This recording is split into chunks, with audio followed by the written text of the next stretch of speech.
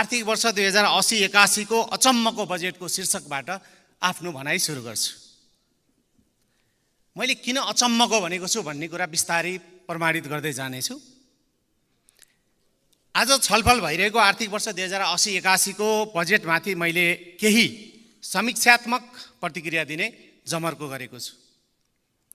मुलुकमा आर्थिक सन्तुलन कायम गरी स्रोतको सक्षम एवं प्रभावकारी उपयोग गर्दै देशको आर्थिक स्थायित्व कायम गर्ने र नागरिकहरूलाई सेवा सुविधा पुर्याउने माध्यमको रूपमा बजेटको महत्त्वपूर्ण भूमिका हुन्छ। बजेटमा एकातिर सरकारले उठाउने राजस्वको प्रक्षेपण हुन्छ भने अर्कोतिर उक्त राजस्वको खर्च गरी आर्थिक विकासमा अतिरिक्त नागरिकहरूको जीवनमा समृद्ध ल्याउने लक्ष्यसहित खर्चको प्रक्षेपण गरिएको हुन्छ।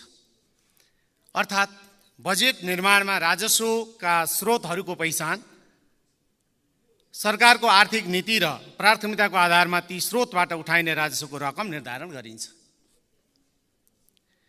अर्थात् राजस्वको दायरा र दर सरकारको आर्थिक नीति र प्राथमिकतामा आधारित हुन्छ, जसको आधारमा राजस्व स्रोतहरू कर गैर करबाट सङ्कलन गरिने रकमको प्रक्षेपण गरिएको हुन्छ। कुन स्रोतबाट अधिक राजस्व उठाउने, कुन स्रोतबाट न्यून राजस्व सङ्कलन हुन्छ सोको विश्लेषणको आधारमा बजेट प्रस्तुत गर्दा राजस्वको प्रक्षेपण गरिएको हुन्छ। तसर्थ वर्तमान विश्व परिवेश, भविष्यमा हुने परिवर्तन र राष्ट्रिय अवस्था र प्राथमिकतालाई मध्यनजर गर्दै कुनै स्रोतबाट अधिक र कुनै स्रोतबाट न्यून राजस्व सङ्कलन गर्ने प्रक्षेपण गरिएको हुन्छ। राजस्वको सङ्कलन मुख्यतः राजस्वको दायरा, दर, सङ्कलन दक्षता एवं प्राथमिकतामा आधारित हुन्छ। राजस्वका विभिन्न स्रोतहरूमा अर्थतन्त्र र सरकारले लिने आर्थिक नीतिको प्रभाव भिन्न भिन्न हुन्छ। तसर्थ यी राजस्वका स्रोतहरूबाट सङ्कलन हुने राजस्व पनि कुनैमा बढी र कुनैमा कम हुनु स्वाभाविक हुन्छ। साथै यिनीहरूको वृद्धि दर पनि फरक फरक हुन्छ। तर सरकारले संसद समक्ष भर्खरै पेश गरेको आर्थिक वर्ष 2080-81 को बजेट संसारमै अनौठो प्रकृतिको छ, जसमा नगण्य केहीलाई छोडेर सम्पूर्ण राजस्वका स्रोतहरूको वृद्धि दर एकै 24.37% छ। अब मैले यहाँ भन्न खोजेको अचम्मको बजेट यहीँनिर हो। अझ अनौठो,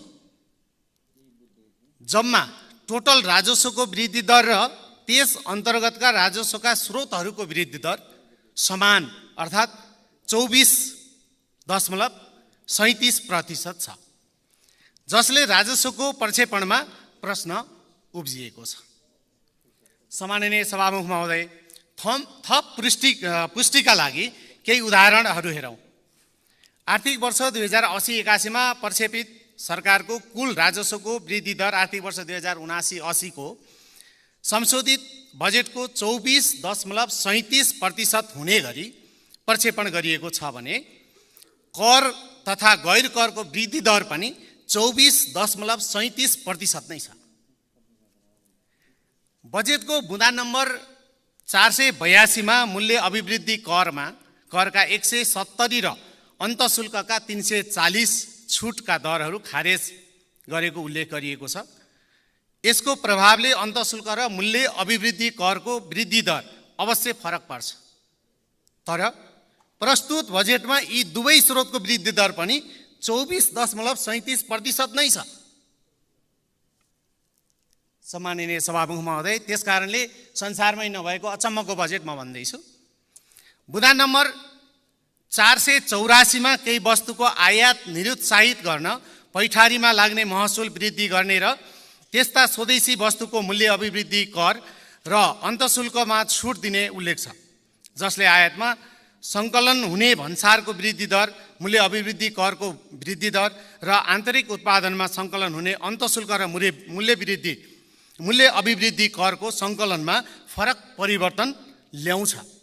तर यिनीहरूको पनि जम्मा राजस्वको समान तरिकाबाट 24.37% ले वृद्धि हुने प्रक्षेपण गरिएको छ। अझ करको सम्पूर्ण आय मुनाफा तथा पुँजीगत लाभमा लाग्ने कर वस्तु तथा सेवाको आधारमा लाग्ने कर र वैदेशिक व्यापारमा आधारित करको वृद्धि दर पनि 24.37% नै छ। त्यसै गरी गैर करतर्फ पनि यसका अन्य शुल्क, दण्ड, जरिवाना र जफतको वृद्धि दर पनि 24.37% नै छ। अझ उदेक लाग्दो त आयकर, मूल्य अभिवृद्धि कर, अन्तःशुल्क, भन्सार महसुल र प्रशासनिक सेवा दस्तुरको पनि वृद्धि दर 24.37% नै छ। भन्न पनि लाज लाग्ने नेपालको आयात र निर्यातबाट प्राप्त हुने भन्सारको वृद्धि दर पनि एकै 24.37% छ। आर्थिक वर्ष 2080-81 को प्रक्षेपित जम्मा राजस्वको करिब 93% राजस्वको सबै स्रोतहरूको वृद्धि दर 24.37% राखी प्रक्षेपण गरिएको राजस्वको आधारमा कसरी बजेटलाई वास्तविकतामा आधारित बजेट भन्ने ठूलो प्रश्न खडा भएको छ। सम्माननीय सभामुख महोदय, यस्तो हचुवाको आधारमा प्रक्षेपित राजस्वको आधारमा बनाइएको बजेट कस्तो होला? राजस्वका 119 वटा स्रोतहरूमध्ये 21 वटा बाहेक 98 वटा स्रोतहरूको वृद्धि दर एकै कसरी हुन्छ? यो विद्वान अर्थमन्त्रीज्यूले पछि जवाफ दिनुहोला। सम्माननीय सभामुख महोदय, यसरी चालु आर्थिक वर्षमा राजस्वको लक्ष्य प्राप्त नहुने निश्चित देख्न सकिन्छ, जसले वित्त नीतिमा दबाव सिर्जना गर्ने एकातिर छ भने यस्तो हचुवाको भरमा प्रक्षेपित राजस्वले देशलाई कहाँ पुर्याउने हो गम्भीर प्रश्न खडा भएको छ। तसर्थ यो बजेटमा यथार्थपूर्वक संशोधन अनिवार्य छ। अनिवार्य रहेको तर्फ सम्माननीय सभामुख मार्फत अर्थमन्त्रीज्यूको गम्भीर ध्यानाकर्षण गर्दछु। त्यसै गरी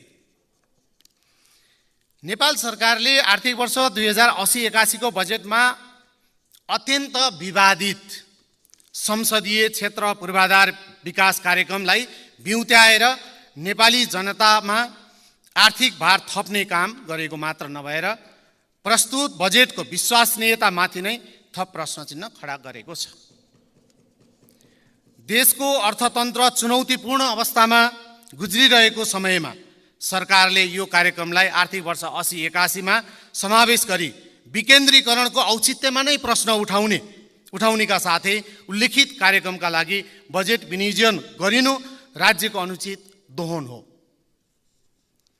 अत सरकारले तत्काल सर्वाधिक आलोचित संसदीय क्षेत्र पूर्वाधार विकास कार्यक्रमका लागि अर्थ मन्त्रालयबाट तत्काल बजेट विनियोजनको कार्य रोकी उक्त बजेट अन्य आवश्यक विकास निर्माणका कार्यका लागि परिचालन गर्न सम्माननीय सभामुख मार्फत अर्थमन्त्रीज्यूको ध्यानाकर्षण गराउँदछु।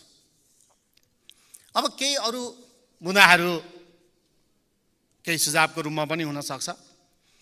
फजुल खर्चलाई कसरी घटाउने भन्ने विषयमा गएको वर्षहरूको अध्ययन कति भयो बजेटमा भन्ने विषयमा एउटा मैले अर्थमन्त्रीज्यूलाई ध्यानाकर्षण गराउन चाहन्छु सभामुख मार्फत। अर्को बजेटमा लेखिएको छ कार्यविधिहरू श्रावण मसान्तभित्रै बनाइनेछ भनेर। सभामुखज्यूको महोदयको मार्फत म अर्थमन्त्रीज्यूलाई के अनुरोध गर्न चाहन्छु भने भाद्र महिना आउँछ श्रावणपछि र भाद्र महिनामा यदि सदन चल्यो भने हामी यहीँ हुन्छौँ अर्थमन्त्रीज्यू। त्यति बेला कुन चाहिँ यो कार्यविधि तयार भयो भनेर हामीले त्यति बेला हेर्न पाऊँ र अहिलेकै हाम्रो काम गराइ हो भने यो श्रावण मसान्तसम्म कार्यविधि बनाउँछु भन्नु पनि यो भन्नैका लागि मात्रै भनिएको नहोला भन्न सकिँदैन। पुराना मेसिनरी गाडीहरू 6 महिनाभित्र लिलाममा हाल्छौँ सबै चाहिँ देशैभरिको भनेर पनि लेखिएको छ। हामीले पार्टी खोलेर आउँदै गर्दाखेरि हामी छलफल गर्थ्यौँ सभामुख महोदय, यो देशैभरि ट्राफिक कार्यालयहरूमा यति धेरै सवारी साधनहरू 2 पाङ्ग्रे 4 पाङ्ग्रे सवारी साधनहरू छ, यो चाहिँ किन लिलाम बिक्री भएन, किन राज्यको यो सम्पत्तिमा दोहन भयो भनेर हामी यसमा छलफल गर्दै गर्दा यहाँ कानुनै छैन भन्ने कारणले यो चाहिँ तपाईको यो लिलाम बिक्री गर्न नसकिएको कुराहरू थियो भने अब यो 6 महिनाभित्र लिलाम बिक्री सक्ने कुरा कति विश्वसनीय छ, मैले यो पनि सभामुख मार्फत अर्थमन्त्रीज्यूलाई ध्यानाकर्षण गराउँदछु। आर्थिक वृद्धिका हावादारी प्रक्षेपण जस्तै राजस्वका अनुमान पनि उस्तै अविश्वसनीय छन्। हचुवाको भरमा गरिएका अनुमानलाई हामीले चुपचाप मानिदिनु पर्ने। म सम्माननीय सभामुख मार्फत अर्थमन्त्रीज्यूको ध्यान आकर्षण गराउन चाहन्छु। मैले 2-3 दिन लगाएर गरेको अध्ययन त्रुटि नै त्रुटिको चाङ छ सभामुख महोदय। यदि अर्थमन्त्रीज्यूले माग गर्नु भएमा सरकारलाई दिन पनि तयार छु। सभामुख मार्फत यो पनि जानकारी गराउन चाहन्छु। अब म अलिकति श्रम र रोजगारको विषय एउटा जोड्न मन लाग्यो, मेरो अन्तमा छ। र यो श्रम र रोजगारीतर्फ शीर्षकमा अलिकति हेर्दाखेरि श्रमको सम्मान राष्ट्रको अभियान, पूर्व मान्यले यही रश्रमबाट भन्नुभयो। थुप्रै उहाँले नाराहरू सुनाउनु भएको थियो। नारा सुन्दाखेरि अत्यन्तै सुन्न लायकका थिए। तर सभामुख महोदय, बितेका वर्षहरूमा आएका बजेटमा लेखिएका नाराहरू पनि हामीले ती बजेटका किताबहरू निकालेर हेऱ्यौँ भने देखिन्छ। र ती नाराहरू कति कार्यान्वयन भए भनेर हामीले अलिकति त्यसमा पनि ध्यान दिनु पर्ला। र नयाँ नारा बनाउने बेलामा पुराना नाराहरूका कार्यान्वयनमा हामीले ध्यान दियौँ भने नयाँ नारा लेख्ने बेलामा हामीलाई अलिकति सोच्न बाध्य बनाउन सक्छ। श्रमको सम्मान राष्ट्रको अभियान नाराबाट मात्रै हुँदैन। अहिले देशको अवस्था, विद्यमान हाम्रो अर्थतन्त्र र निजी क्षेत्रलाई सरकारले हेरेको, निजी क्षेत्र र सरकार बीचको सम्बन्ध, यसमा महत्त्वपूर्ण भूमिका हुन्छ यो नारा सँगसँगै। प्रधानमन्त्री रोजगार कार्यक्रमको नियमन अनुगमन यो आफैमा विवादित कार्यक्रम भइसकेको कुरा हामी सबैले स्वीकारी रहँदै यसको नियमन अनुगमन कसरी गर्ने त्यो विषयमा केही छलफल र तयारी भएको जस्तो मलाई लाग्दैन। यो बजेटमा राखिनु आफैमा राम्रो हुँदै पनि यसको नियमन कसरी हुन्छ, यसको कार्यान्वयन कसरी भइरहेको छ भनेर अध्ययन गर्न आवश्यक देखिन्छ। श्रम अडिटको कुरा आयो। मैले यो श्रम अडिटको विषयलाई सभामुख महोदय केही विद्वानहरूसँग सल्लाह सुझाव लिएको थिएँ र यसमा अध्ययन गर्ने मौका मिलेको थियो। आजको हाम्रो देशको अर्थतन्त्र र निजी क्षेत्रको, फेरि म यसैमा जोडेँ, निजी क्षेत्रसँग सरकारको अहिलेको जुन सम्बन्ध छ, जसरी निजी क्षेत्रप्रतिको हाम्रो सुशासन, भ्रष्टाचार हामीले सरकारले गर्नुपर्ने, निजी क्षेत्रप्रति हेर्नुपर्ने जुन जिम्मेवारीहरू छ, त्यसलाई हेर्दाखेरि अहिले श्रम अडिट गर्न सक्छौँ भन्ने नै, यो अनुमान गर्नु नै कति चाहिँ सम्भावनाको कुरा हो। श्रम अडिटले कुन रिजल्ट, यसले चाहिँ कुन अवस्था सिर्जना गर्छ भन्ने विषयमा संवेदनशील हुनुपर्ने देख्दछु। तालिमको नाममा सर्टिफिकेट बिक्री भएको तपाईँ हामीले आत्मसात गरेर मनमा नै भन्ने बुझ्ने हो भने यहाँ तालिम दिएको भनेर सर्टिफिकेटहरू बिक्री भएको बजारमा छ्यापछाप्ती देखिन्छ र कहिलेकाहीँ सरकारले अनुगमन गर्ने निकायले पनि, नियमन गर्ने निकायले पनि त्यो छापा मारिरहेको देखिन्छ सभामुख महोदय। त्यसैले यो तालिमको नाममा फेरि देशको अर्थतन्त्रलाई ढुकुटीलाई चाहिँ दोहन गर्दै सर्टिफिकेट वितरण गर्ने जस्तो अवस्था नहोस्, यसको नियमन गर्ने पनि, नियमनप्रति पनि हामी ध्यान दिनु पर्ला। स्वदेश या विदेश जो कसैले, स्वदेशमा या विदेशमा र जो कसैले पनि रोजगार सिर्जना गर्छ भने त्यस्ता व्यक्ति वा संस्थालाई संरक्षण दिनुपर्नेमा, निजी क्षेत्रप्रति अझ सुमधुर सम्बन्ध राख्नुपर्नेमा सरकारको नीति तथा कार्यक्रमदेखि अहिलेसम्म आइपुग्दा त्यति राम्रो देखिँदैन। त्यसकारणले यसप्रति ध्यान दिनु पर्ला, अनि मात्रै श्रमको विषयमा सम्बोधन भएको हुनसक्छ। अबको जीवन स्वदेशमा नै गजबको नारा आएछ सभामुख महोदय। मैले एउटा गीत सुनेको थिएँ, 40 कटेपछि रमाउला। सायद यसैसँग सम्बन्धित होला यो अबको जीवन स्वदेशमै भन्ने। त्यसकारणले हामीले नाराबाट होइन, विदेशमा रहेका नेपालीहरूलाई कसरी नेपालमा भित्राउन सकिन्छ भन्ने विषयमा योजना बनाएर ल्याउँ भने मात्रै यस्ता नाराले चाहिँ व्यवहारमा नाराहरू उत्रन सक्छ। हस् सभामुख महोदय, समयको लागि धन्यवाद। मेरो आफ्नो मन्तव्य सक्छु। मान्य सदस्य श्री ज्ञानबहादुर साई, समय 15 मिनट। त्यस पछाडि मान्य सदस्य प्रदीप यादव।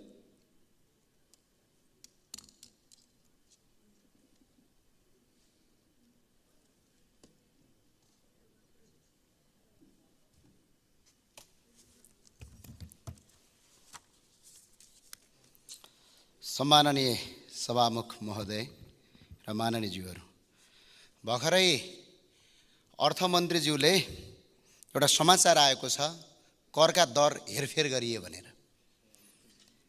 नेपाल केही व्यापारी घरानालाई पोष्ने गरेर भन्सार विभागका पूर्व नासु रामकृष्ण श्रेष्ठलाई बजेट प्रस्तुतको अघिल्लो रात बजेट बनाउने गोप्य कोठामा लगियो भनेर समाचार आएको छ। नेपाल सरकार मात्र होइन, भन्सार विभागका उपसचिवहरू पनि त्यहाँभित्र छिर्न पाउँदैनन्।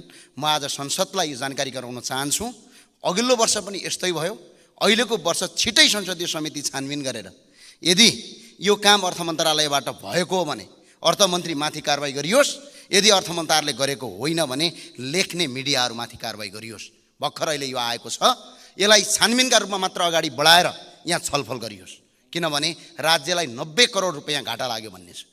विद्युतीय गाडीहरू 1100 भन्दा बढी विद्युतीय गाडीहरू त्यो दिन भन्सारबाट भित्रिएका छन्, त्यो रेकर्डले देखाउँछ भने त्यसरी तपाईको आज करका दर हेरफेर गर्दा मुलुक घाटामा गएको छ। म यो माग गर्न चाहन्छु संसदलाई, छिट्टै संसदीय समिति गठन गरियोस् र यो छानबिन गरियोस्, किनभने राज्यलाई पटक पटक घाटा हुने किसिमका काम यो राज्य विरुद्धको अपराध ठहरिन्छ। यसले मुलुकलाई सही बाटोमा अगाडि बढाउँदैन। त्यो भए हुनाले यो समाचार के हो? यो समाचार हामी यही हो भनेर अहिले भन्न सक्दैनौँ। त्यो भए हुनाले यो समाचार अहिलेको मूलधारका मिडियामा आएको छ, भर्खरै प्रकाशित भएको छ 2 घण्टा अगाडि। यदि यो समाचार गलत हो भने सम्बन्धित लेख्ने मान्छेलाई कानुनी कारबाही गरियोस्, यदि समाचार सत्य हो भने छानबिन समिति गरेर यसको गठन गरियोस्, किनभने यो अति संवेदनशील कुरा हो, यो सामान्य कुरा होइन। हाम्रो देशमा त अब कसरी लिन्छ, नेपालको संविधानले पनि, हाम्रो संविधानले पनि यसलाई छोड्छ जस्तो लाग्दैन, तर अन्य देशहरूमा यसलाई अपराधका रूपमा ठहरिन्छ। म एउटा सानो तपाईँलाई उदाहरण दिन चाहन्छु।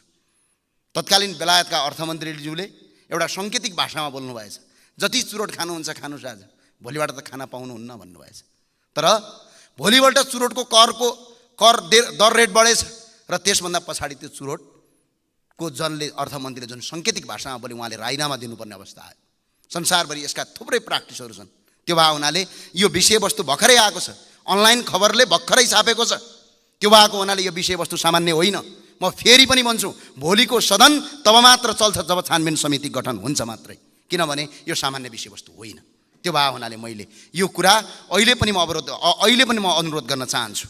अब यसमा छलफलका विषय धेरै छन्, मैले बोल्नुपर्ने पनि धेरै कारण छन्, धेरै कुराहरू छन्, तर यो विषयलाई छानबिनको माग गर्छौँ र संसदमा भएका जति पनि दलहरूले र सरकार पक्षले र प्रतिपक्षले पनि यो कुरालाई छानबिनका रूपमा ल्याउनुपर्छ, किनभने यो सामान्य विषयवस्तु होइन। मैले यसलाई पटक पटक भनिरहनुपर्ने त्यति उचित ठान्दिनँ। त्यो भए हुनाले आज अब अहिले संसद चलिरहेको छ, भोलि संसदीय समिति या छानबिन समिति गठन गरेपछि मात्रै संसदका नियमित काम कर्तव्यहरू अगाडि बढाइयोस्, किनभने आज यो देशलाई गलत कुरा हो या होइन भन्ने कुरा किन छापियो? यदि गलत कुरा होइन भने हो भनेपछि तपाईँको यसको समितिको छानबिन हुनुपर्छ भन्ने मलाई लाग्छ। र यसका लागि म सम्माननीय नेपाल सरकारका सम्माननीय सभामुख महोदय मार्फत यो कुरा अगाडि गराउन चाहन्छु।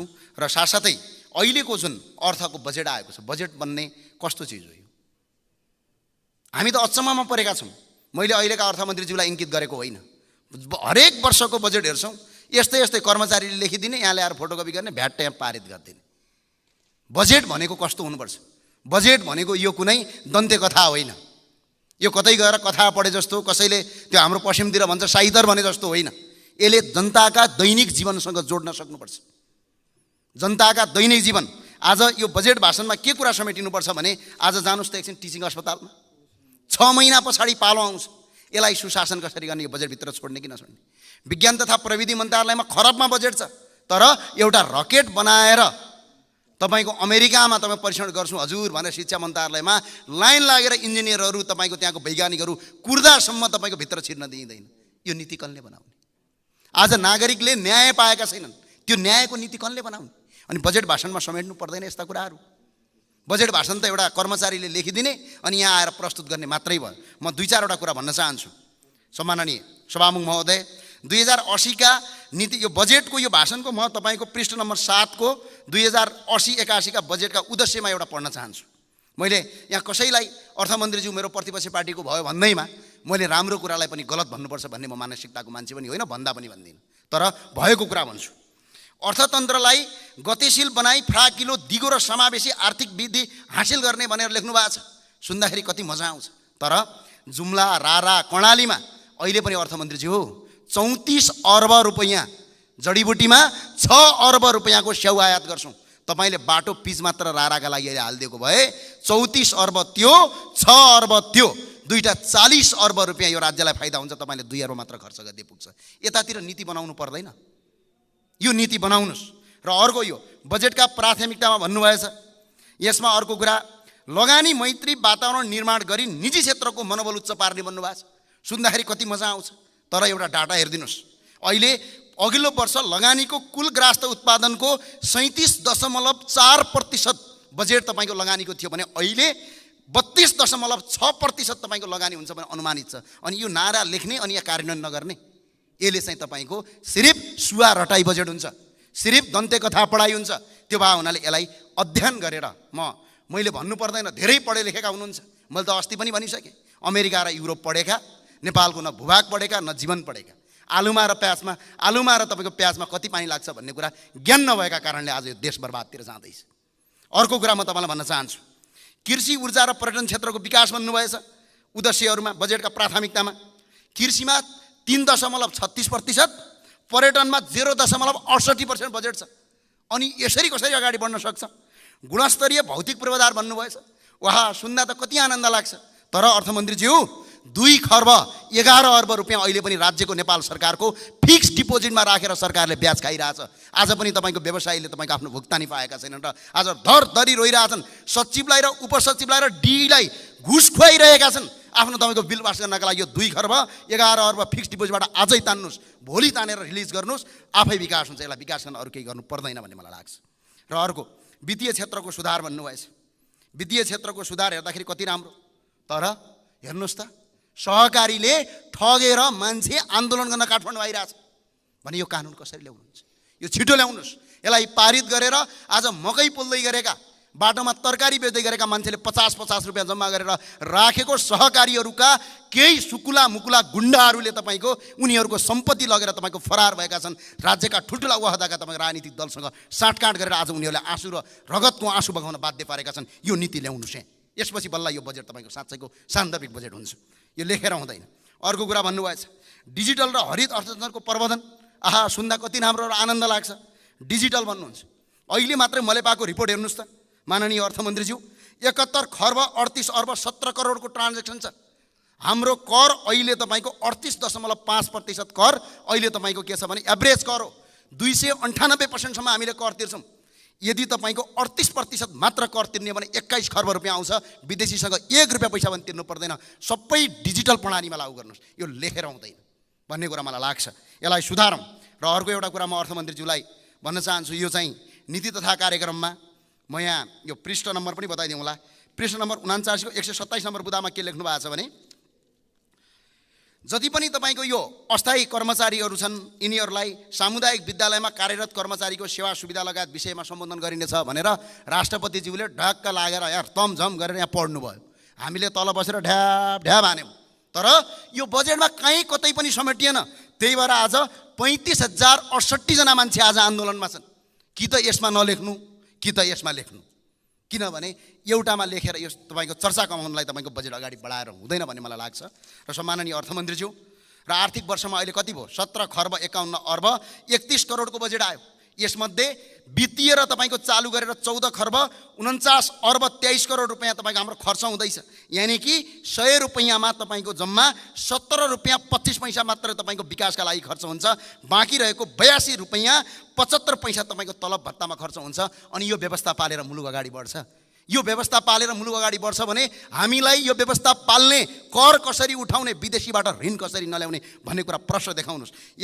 यसरी यदि अगाडि बढाउने हो भने हाम्रो झन्डै 2 खर्ब 12 अर्ब 75 करोड रुपियाँ तपाईँको करबाट तिरेर पनि हामीले तपाईँको कर्मचारी र तपाईँको वित्तीय खर्चको ऋण तिर्न सक्दैनौँ। अनि विकास कहाँबाट गर्ने? 14 खर्ब खर्च गर्ने अनि तपाईँको 12 खर्ब कर उठाउने लक्ष्य लिने, बाँकी 2 खर्ब कहाँबाट ल्याउने? अनि विदेशीबाट ल्याउँदै अनि भयभरका कर्मचारी र जनप्रतिनिधि पाल्दै मुलुक अगाडि बढ्छ। संसारको कहीँ पनि पर्दैन। सम्माननीय अर्थमन्त्रीज्यू, तपाईँ पढे लेखेको मान्छे हुनुहुन्छ, विद्वान हुनुहुन्छ, तर कर्मचारीले बनाएको बजेटमा सिग्नेचर नगरिदिनु होला अर्थमन्त्रीज्यू। किनभने यो मुलुक आज धराशयी अवस्थामा गएको छ। हामी आशा गर्छौँ, तपाईँप्रति भरोसा गर्छौँ, तपाईँले बजेटलाई केही डिजास्टर चेन्ज गर्नुहुन्छ भन्ने लाग्छ। तर कर्मचारीले बजेट बनाउने अनि त्यही ल्याएर हुँभौ पढ्ने बेखासले आज हामी अवस्था गाह्रोमा छ। र अर्को कुरा म तपाईँलाई भन्न चाहन्छु, 61 सालमा हाम्रो सार्वजनिक ऋण हामीले कति थियो एकछिन पढिदिनुहोस् त। 61 सालमा 2061 सालमा हाम्रो सार्वजनिक ऋण त्यो वर्ष 18 अर्ब 21 करोड रुपियाँ छ वैदेशिक रौ गरेर। तर अहिले हाम्रो सार्वजनिक ऋण कति छ? 21 खर्ब 34 अर्ब 32 करोड पुग्यो। अझै 2 खर्ब ल्यायौँ भने त अब तपाईँको झन्डै 24 खर्ब पुग्न जान्छ, 23-24 खर्ब। भने त्यो ऋण कसरी तिर्ने? भोलि हामीले कहाँबाट तिर्ने, कुन आधारमा तिर्ने? देश श्रीलङ्का हुँदैन। र यसले गर्दाखेरि हेर्नुहोस् त, अब ऋण ल्यायो भने दुईवटा कुरामा खर्च हुन्छ, रोजगारीमा खर्च भएर इन्फ्रास्ट्रक्चर बन्यो कि भन्ने हुन्छ। तर हेर्नुहोस् त 2065 सालमा 2,19,965 जना विदेश गए, तर अहिले 6,30,097 जना विदेश गए। न त रोजगारी सिर्जना भएको छ, न त विदेशबाट र अन्य दाताबाट ऋण रोकिएको छ। ऋण आएको आइ छ, बेरोजगारी भएको भएछ, त्यो पैसा कहाँ गयो? त्यो पैसा भ्रष्टाचार भयो। छानबिन गरौँ, पञ्चायत कालदेखि अहिलेसम्मका सबै